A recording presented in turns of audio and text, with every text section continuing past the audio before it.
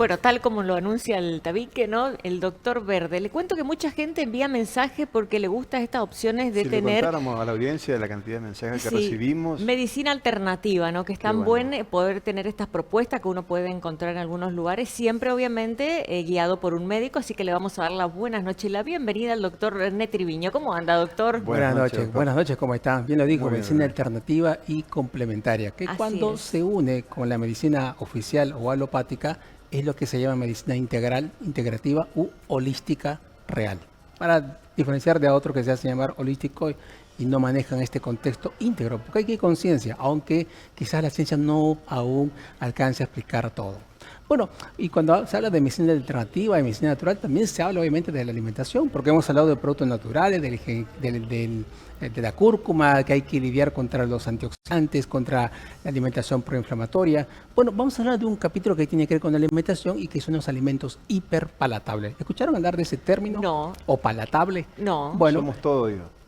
¿les ha pasado una vez que hay productos que han comprado una papa frita y que cuando abren la bolsa no pueden parar de comer Sí. y una porque son realmente generan una Adictivo. adicción? Bueno, Son Adictivo. adictivos, sí. exactamente, esos son los alimentos hiperpalatables.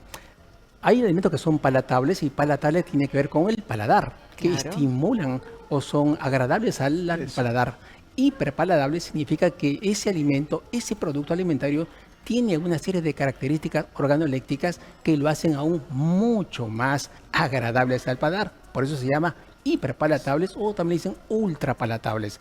Es decir, a un alimento se le agregan cosas que afectan su forma, su color, su textura, el sabor, hasta el sonido que hacen y nuestros sentidos lo perciben, no solamente las papilas gustativas, que son las más importantes, y todo eso genera una repercusión en el cuerpo que cuando las comemos después no podemos parar de comer.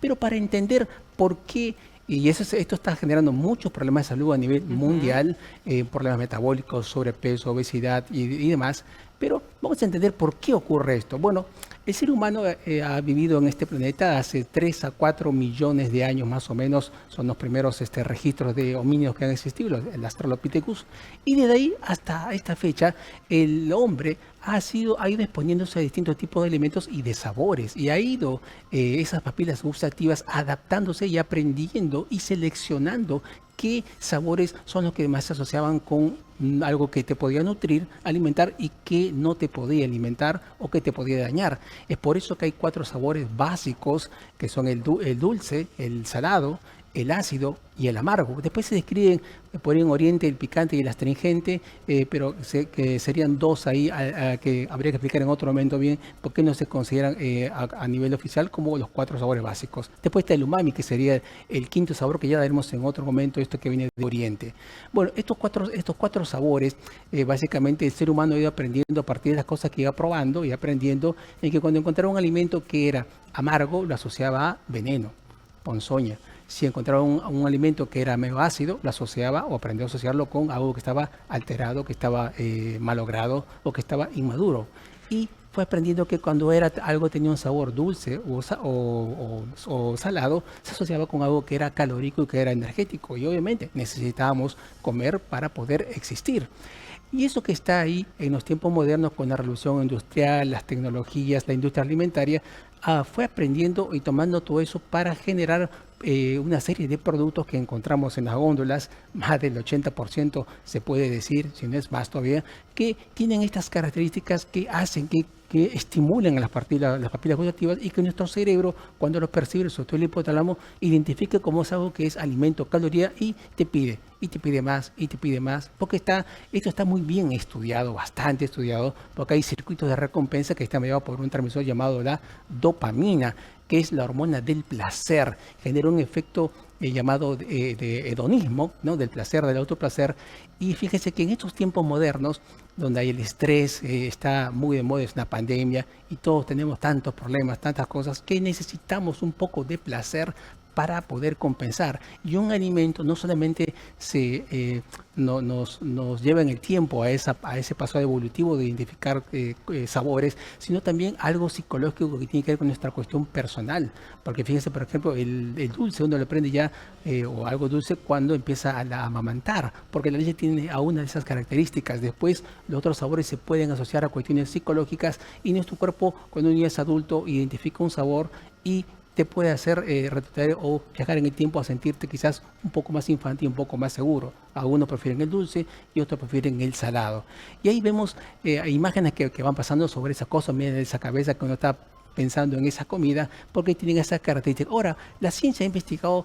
Fíjense que se ha hecho estudio en Estados Unidos, donde se maneja mucho el tema de estadística, y se ha identificado que hasta cerca del 65% de los productos que se venden son hiperpalatables, incluso aquellos que están hechos a partir de productos sanos. Es decir, por ejemplo, un fruto seco es palatable, una fruta es palatable, pero ya eso le agregan otra serie de aditivos, de conservantes, de preservantes, de saborizantes, de colorantes para hacerlo hiperpalatables y que vos puedas seguir comiendo. Y encima lo que se hace es también hacerlo a un precio un poco más asequible, cosa que puedas consumir, gastar, y luego eso genera un círculo vicioso de consumición, gasto, enfermedad, también otro gasto, porque enfermarse también te cuesta. Entonces, y después entras en una parada, de un círculo vicioso de no parar, pero sigues consumiendo estos productos que ustedes lo ven en muchas góndolas, en muchas panaderías. A ver, hay que diferenciar un producto que es hiperpalatable, a ver, que son procesados, que son industrializados, por ejemplo, una torta, por decir, ¿sí? De una torta que está en una góndola en un supermercado, de una que está hecha artesanalmente, con una masa madre, con una buena harina. Ahí cambia un poco el panorama, porque en esta torta que lo haces en forma artesanal, sabes qué le estás poniendo. En el otro, si miras la etiqueta, vas a darte cuenta que hay nombres que ni siquiera lo puedes pronunciar. Entonces, todos esos son llamados productos hiperpalatables, que están bastante y que sobre todo están hechos para atacar, entre comillas, a un punto que es vulnerable, que son los niños. Por eso que cada vez también el incremento en el sobrepeso y la obesidad infantil es alarmante a nivel mundial. Fíjense que más del 60% de la población mundial tiene problemas de sobrepeso y de obesidad. Y eso se asocia a que aparezcan problemas metabólicos, diabetes, colesterol, triglicéridos, ácido úrico, problemas de cáncer, alteraciones cardiovasculares, arteriosclerosis, problemas a nivel cerebral. Es decir, fíjense todo el combo de cosas negativas que se generan por consumir tanto estos productos. Ahora, ¿qué hacen lo que están haciendo los gobiernos, los países para buscar contrarrestar, más allá de informar? Bueno, aparecen estas etiquetas. Seguramente ustedes han visto que van a las góndolas ya desde el año de agosto de 2022, acá en caso de Argentina, se aparecen unos octógonos oscuros. ¿Lo han visto? Que aparece exceso de azúcar, exceso de sodio, exceso de grasas, exceso de calorías, porque eso es básicamente lo que tiene un alimento hiperpalatable. Tiene exceso de sodio, exceso de sal, si quiere para que se entienda, exceso de grasas y exceso de azúcares refinados, y esa combinación es lo que lo hace tan apetecible y tan adictivo. Entonces decía que una forma de poder lidiar con esto tampoco es decir no dejar de darte el gusto. Aquí apliquemos esa ley del 80-20, el principio de Pareto. En el 80% trata de consumir comida real.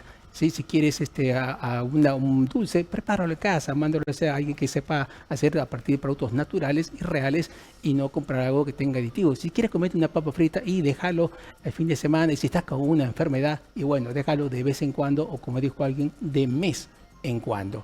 Pero entonces, hacer caso a esos rótulos que están ahí, a veces que en forma de octógonos oscuros o formas rectangulares que están en los productos, y ahí depende de vos que tomes conciencia. ¿Querés consumirlo? ¿No querés consumirlo? Y ahí vemos en esa imagen, seguramente lo han visto en muchos productos, no solamente sólidos, galletitas, papas fritas, snack, también productos líquidos, yogures, gaseosas, es decir, están por todos lados y nos están indicando, no me compres, guarda. Pero ya depende de cada uno y de las madres, y que eduquen a sus hijos de aprender a elegir, o que si van a darse eso, entre comillas, gustito, esa recompensa sea ocasionalmente por ahí fin de semana, y no incorporar una dieta habitual, porque si no aparecen una serie de problemas que después hacen tu vida más complicada, más estresada, y encima si estás estresado vas a buscar por ese circuito de recompensa, buscar placer para compensar. ¿Entienden ese mecanismo? estás estresado, buscas este tipo de alimentos, te sientes mal porque comiste de más, nuevamente buscas alimentos irreparables y estás en ese ciclo vicioso de enfermedad y caer en eso hasta con problemas psicológicos afectan la salud personal y familiar.